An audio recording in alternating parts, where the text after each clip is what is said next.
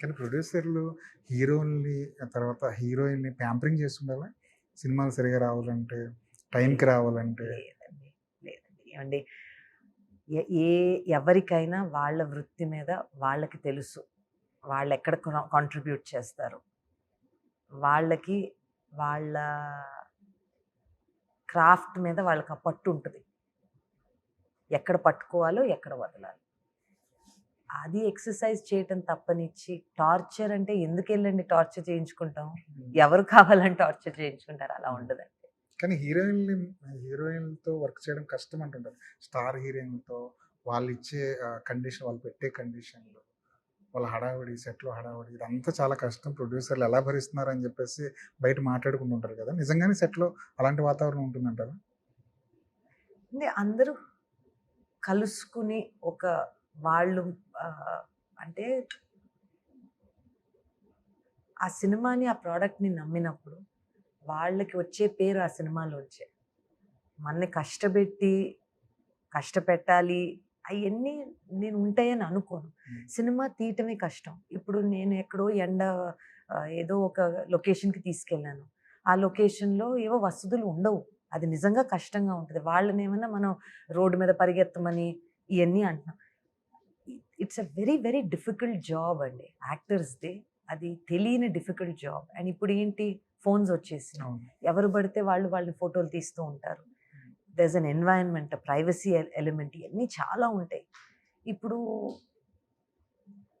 It's humanly impossible to to keep everything safeguarded. అలా అంటే మనం ఒక ఫ్లోర్‌లోనే పెట్టుకొని సినిమా తీయాలి. చాలా కష్టం కదా! చాలా నిజంగానే. కష్టం. ఎందుకంటే బయటికెళ్ళి ఒక ఔట్‌డోర్‌లో షూటింగ్ చేయడం అన్నది చాలా చాలా కష్టం. కష్టమైపోతుంది. ఇంపాసిబుల్ అవును. అయిపోతుంది. ఎందుకంటే ఒక ఇంపార్టెంట్ సీక్వెన్స్ బయటకొచ్చేసినా సరే ఆ మజా పోతుంది స్క్రీన్ మీద. ఏండి ఐ ఫీల్ అందరూ సినిమా చేయటానికి they want to give their best. అవును. ఇదొక జర్నీ లాగే ఎళ్తది. ఒక 9 నెలల్లో, సంవత్సరమో, 2 ఏళ్ళో వాటెవర్. ఆ జర్నీలో ఈ మనుషులు కలుస్తారు. ఈ సినిమా చేస్తారు.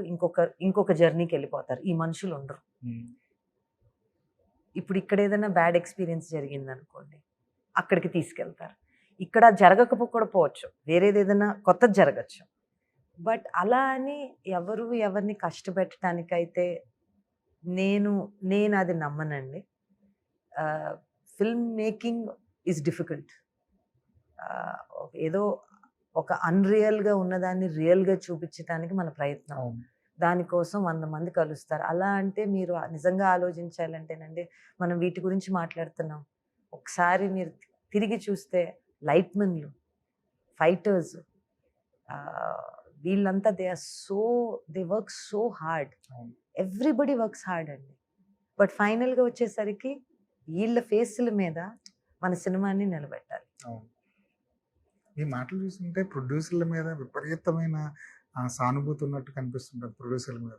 లే కన్సర్న్ ఉన్నట్టు ఉంటుంది లేదండి. ప్రొడ్యూసర్‌ల అంటే మీద. కన్సర్న్ అని కాదండి. ఎవరైనా సినిమా తీయటానికొస్తే we should be positive. Right.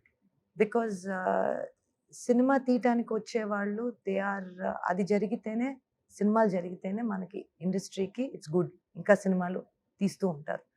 మనం పాజిటివ్‌గా ఉండాలండి. నెగటివిటీని పట్టుకుంటే అది అన్నిట్లోనూ ఒక ప్రాబ్లమ్ ఉంటది. అవును. బట్ మంచి చూసుకుంటూ ఎళ్తే ఐ ఫీల్ సానుభూతి ఎవరికి కావాలండి? సానుభూతి అవసరం లేదు. నువ్వు పని చేస్తున్నావంటే నువ్వు పని చేస్తున్నావంటే చాలు. అవును. లేదు ఏమి అనకపోయినా కూడా పర్వాలేదు. నెగెటివ్ మాత్రం వద్దు. That's what I think. గిల్‌లో వాయిస్ వినిపించడానికి కారణం అదే అంటారా? మీరు గిల్‌లో ఎక్కువ మంది ప్రొడ్యూసర్‌లలో మీ వాయిస్ ఎక్కువగా వినిపిస్తారంట కదా! అంటే కొంచెం సోషల్ సర్వీస్ ఎక్కువండి ఎక్కువ అంతే. చేస్తారా? సోషల్ సర్వీస్ ఎక్కువ. హ్మ్. ఆహ్, ఏదైనా పనుంది అనంటే ఫస్ట్ చేయటానికి ఎళ్తాను. మీరుంటారు. హ్మ్. అంతే. హ్మ్. అంతే. మీరే అందరికి పెద్ద లీడర్‌షిప్ క్వాలిటీస్ కూడా మీలోనే ఉంటాయంటారు కదా! లేదండి. చాలా మంది లీడర్స్ ఉన్నారు. ఇన్‌ఫాక్ట్ నాగవంశీ గారు ఈస్ ద బెస్ట్ లీడర్. అవునా? He is the best leader. Hmm. So, తర్వాత మన మైత్రి రవి గారు మైత్రి రవి ఉన్నారు. Garu. They are all very active అండి. హ్మ్. అంటే వాళ్ళకి ఇప్పుడు వాళ్ళందరూ ఇన్ని సినిమాలు తీస్తూ ఇంత బిజీగా ఉన్నప్పుడు మేము కొంతమంది ఉన్నాం. మాకు కూడా తెలుసు. So, we can just be there. Right. Hmm. ఒకరికొకరు వి కెన్ సపోర్ట్. హ్మ్.